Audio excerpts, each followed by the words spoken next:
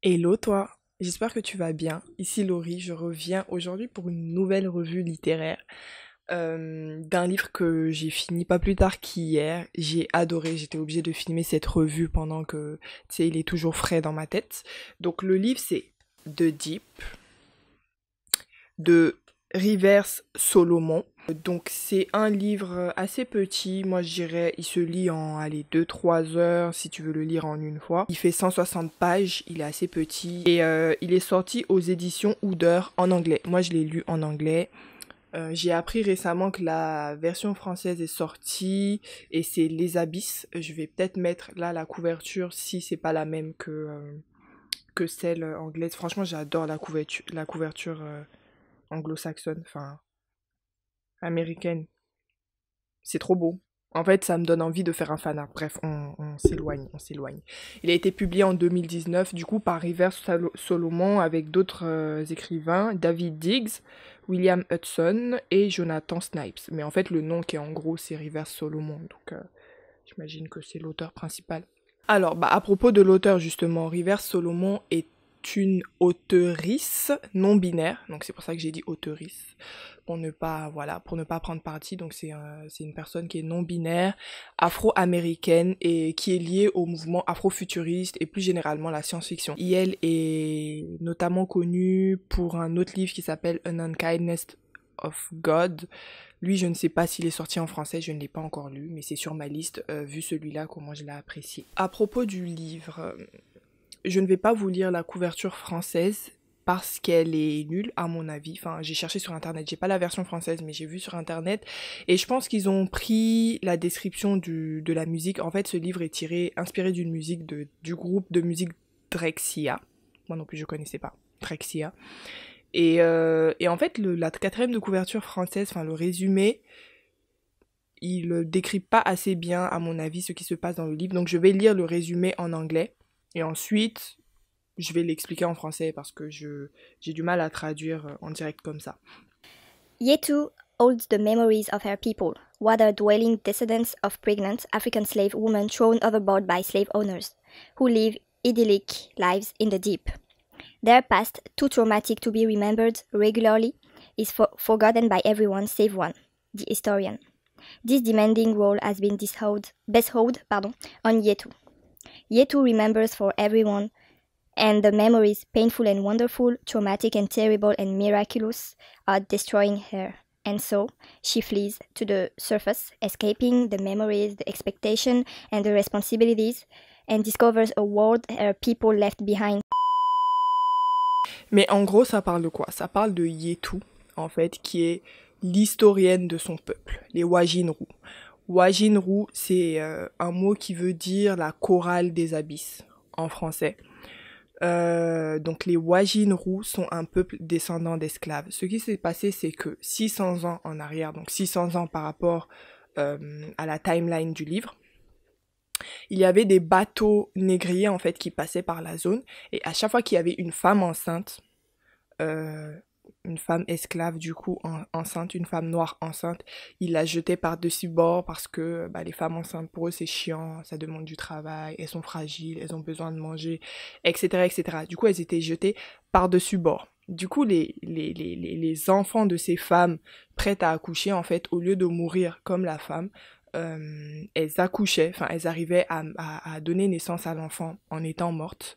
En tout cas, c'est ce que j'ai cru comprendre. Et ces enfants, comme dans le ventre de leur maman, vont pouvoir respirer dans l'eau et du coup vont créer un nouveau peuple qu'on va appeler les Wajinru. Donc visuellement, les Wajinru, bah, ça ressemble à ce que nous on appelle des sirènes, mais le mot sirène n'est pas du tout dit dans le livre. Et du coup, il y a ce peuple-là qui va se développer des décennies et enfin des centenaires même, et des centenaires après. Et du coup, chaque génération a un historien. Donc l'historien, c'est celui qui va tenir à lui seul toute la mémoire du peuple traumatique. Et du coup, le reste du peuple ne se souvient pas, ne sait pas d'où il vient, ne connaît pas son histoire, ils ne savent pas qu'ils sont descendants de femmes qui ont été jetées à l'eau, etc., etc. Et une fois par an, le rôle de l'historien, c'est de redonner leur mémoire au peuple pour qu'ils se rappellent. C'est une sorte de nourriture en fait pour eux, c'est comme ça que j'ai compris ça. C'est une sorte de nourriture. Une fois par an, ils ont cette cérémonie-là de remembrance, pendant laquelle l'historien va rendre leur mémoire aux personnes du peuple qui pendant quelques jours en fait vont se rappeler de cette mémoire traumatique. Mais en fait ils considèrent qu'un peuple ne peut pas vivre avec toute cette mémoire parce que c'est un peuple qui a une sensibilité particulière de base qui fait que le fait d'avoir cette mémoire, c'est comme si tu ne savais pas en fait qui tu étais. Est-ce que tu es toi? Est-ce que tu es un ancêtre? Enfin tu revis en fait la scène de façon perpétuelle. Du coup ils ont décidé tout simplement de mettre toute la mémoire dans la tête d'une seule personne. Et à ce moment-là c'est Yetu, je vais dire une femelle, je vais pas dire femme parce que du coup c'est pas des humains, mais elles sont identifiées comme femelles même si le peuple Wajinru a les deux sexes en fait, c'est eux qui choisissent, ils s'autodéterminent, enfin ils naissent et je me considère comme il, je me considère comme elle. Elle c'est une, on va dire une femme, une femelle. Et elle ne supporte pas. Voilà, elle n'arrive pas à tenir le rôle de la même façon que ses prédécesseurs. Du coup elle s'enfuit.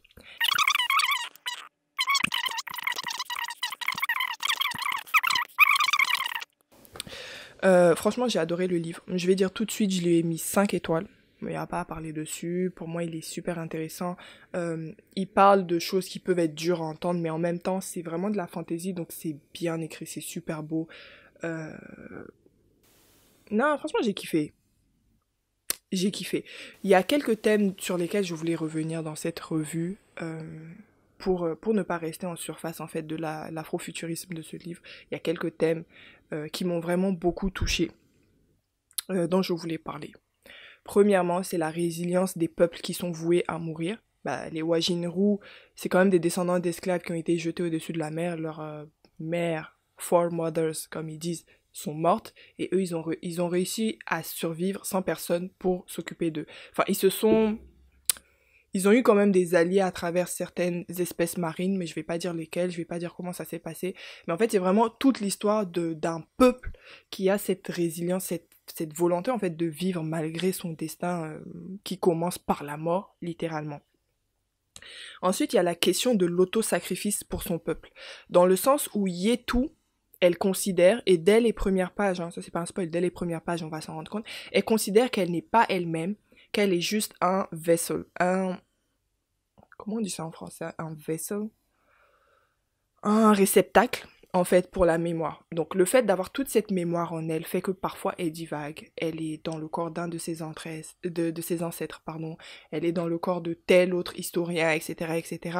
Et elle n'arrive pas à vivre. Elle n'arrive pas à être près des autres parce qu'elle est beaucoup trop sensible. Ce que moi j'appelle sensible, petite parenthèse, c'est que les Wajinru, au fond de la mer, donc du coup dans les abysses, ils ne voient pas avec leurs yeux, ils voient avec leurs écailles en fait, à travers des ondes électriques, enfin bref. Elle est super sensible aux ondes autour d'elle, ce qui fait qu'elle a du mal à avoir une vie sociale. Et c'est aggravé du coup par l'histoire qu'elle a en tête. Du coup, elle est obligée de sacrifier sa propre vie pour son peuple. Et à un moment, ça en vient même à sa possible mort. Je dirais pas si ça arrive ou pas, mais voilà, c'est quelque chose quand même, elle met vraiment sa vie en jeu pour son peuple. Et du coup, il y a la question de est-ce que une personne devrait accepter de se sacrifier pour son peuple? Parce que les autres, dans la vie de tous les jours, ils n'ont pas de mémoire. C'est voulu, hein. Ils n'ont pas de mémoire, ils se rappellent pas d'où ils viennent, de tout le traumatisme que leurs mères ont subi. Du coup, leur vie est belle en fait. Il y a que elle qui sait ça. Ensuite, il y a deux thèmes qui sont très liés. C'est la connaissance de soi sans la mémoire et la nécessité du coup de connaître son histoire, même si cette histoire est un fardeau. Pourquoi je parle de ça? Parce que Yetu, justement, comme c'est dit dans la 4e de couverture, elle a fui, elle ne se rappelle plus à ce moment-là vraiment de son histoire comme elle se rappelait avant, mais elle considère qu'elle commence à se connaître elle-même à partir du moment où elle fuit. C'est ça en fait le paradoxe, c'est que toute sa vie elle a consacré à garder, à protéger la mémoire du peuple, du coup elle considère n'avoir pas pu se connaître elle-même. Du coup il y a la question à savoir, est-ce que c'est possible de me connaître loin de l'histoire des miens, sachant qu'elle va faire une rencontre où l'histoire va avoir une histoire complètement, contraire, où la personne cette fois-ci a perdu son peuple et donnerait tout en fait pour se souvenir en fait de l'histoire de son peuple. Donc ça c'est assez intéressant et en même temps il y a, comme je disais, la nécessité. Est-ce que c'est nécessaire de se souvenir de son histoire, même si c'est un fardeau? Je sais que c'est facile comme parallèle, mais on peut vraiment faire le parallèle avec la population afrodescendante qui est dans la diaspora et qui a été arrachée de son peuple depuis bien longtemps en fait. Je vais pas forcément parler des Afro-Américains. Après, bon, l'auteurice est afro-américaine, donc je me dis que cette personne a forcément fait le parallèle, mais je veux dire, même en France, il y a des personnes qui connaissent pas l'histoire de leur peuple.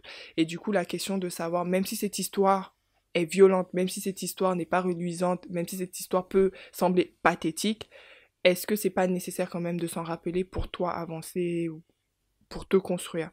Dernier thème que vous aurez compris, c'est le trauma intergénérationnel. À travers l'histoire de tous ses ancêtres, elle revit leur trauma, tout simplement. Là, il y a même pas, j'ai pas besoin de pousser cette réflexion. Enfin, tout le livre tourne autour du trauma intergénérationnel. Le fait de toi avoir, je sais pas, une trentaine d'années et puis de te rappeler des souffrances que ton ancêtre de il y a 100 ans a subi, forcément va jouer sur ton comportement d'aujourd'hui. Alors, pour conclure, hein, je pense que vous l'aurez compris, je recommande le livre. Il se lit très vite. Je ne peux pas le recommander forcément en français parce que je ne sais pas, mais en tout cas l'écriture anglaise est assez simple. Il y a certains mots au début pour lesquels j'étais un peu perdue, j'avoue. Mais en fait, dès que t'as acquis le vocabulaire au bout de 30 pages max, c'est bon, tu comprendras tout le reste. Donc il n'y a pas de souci de ce côté-là. L'histoire qui est dépeinte, je sais pas vous, mais l'histoire qui est dépeinte, à la fin, je me suis dit, ça aurait même pu faire partie de la mythologie ouest-africaine. Je veux dire, en Afrique de l'Ouest, en tout cas, je ne connais pas les autres parties de l'Afrique, malheureusement. On a certains mythes de ce style-là. Et je me suis dit, le mythe des Wajinru, c'est un mythe qui est grave vraisemblable, en fait. Je sais pas si vous voyez ce que je veux dire, qu'il y ait des descendants d'esclaves au fond de la mer, etc., etc., etc. C'est quelque chose qui est grave vraisemblable. Et du coup, ça m'a vraiment drivé tout le livre. J'ai adoré le lire.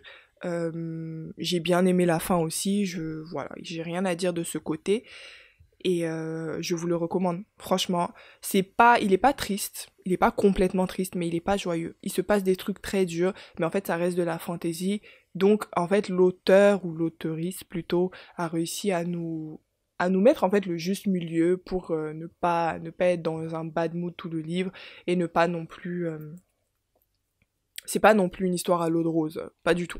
J'ai limite envie qu'il y ait une suite, mais vu la fin, je pense qu'il y aura pas de suite, j'ai le seum. Mais je vous recommande ce livre. J'espère que vous avez aimé cette revue. Moi, j'ai aimé la faire.